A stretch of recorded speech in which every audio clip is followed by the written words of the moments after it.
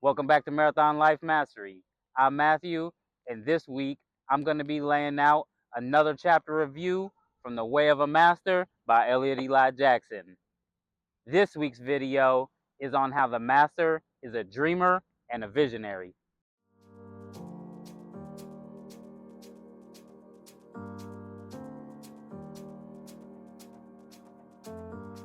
The master is a dreamer and a visionary. Yeah, the dreamer that reaches for what may seem impossible sometimes. Now, I understand this through my own journey.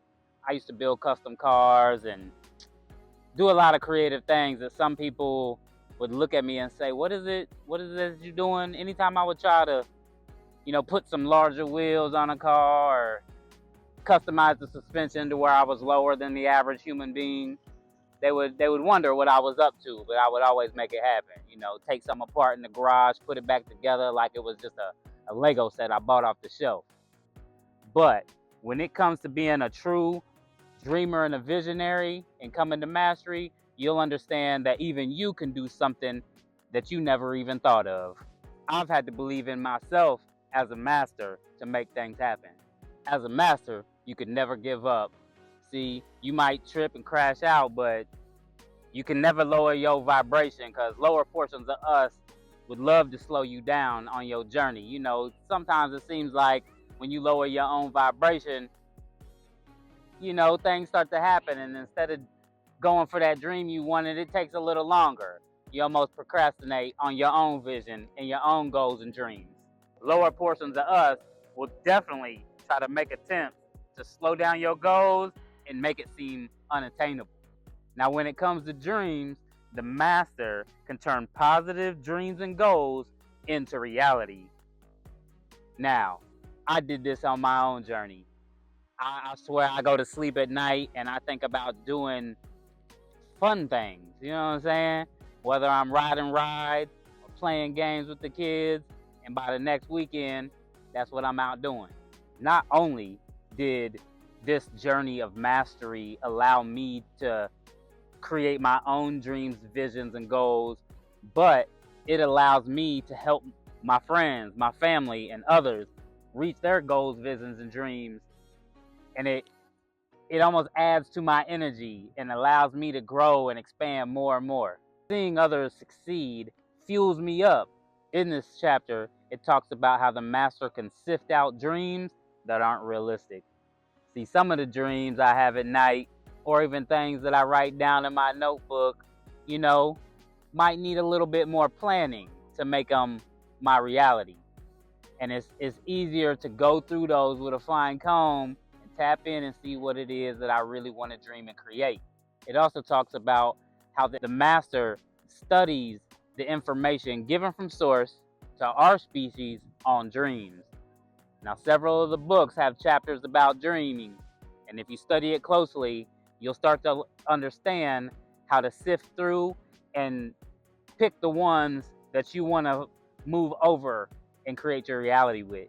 The master often will study their life course, investigate their life map, and follow such to the best of their ability. Now, when I studied my life course, the lessons that I went through, the trials and error, the multiple businesses that I started, along the way, I learned how to apply it to create the new dream and vision. Now, as we talked before in self-discipline, we all know how the master plans out everything very finite.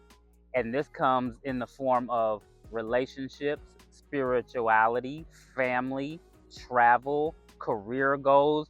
There's a lot of different things you could break down inside of life mastery. The master often stays on the cutting edge of new things. Yet, the master understands the importance of the old ways.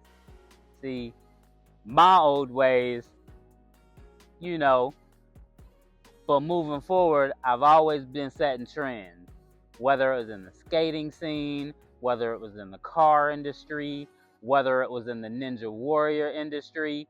traveling, setting up gyms, setting up studios for the Navy SEALs to train at. You name it, I've done it.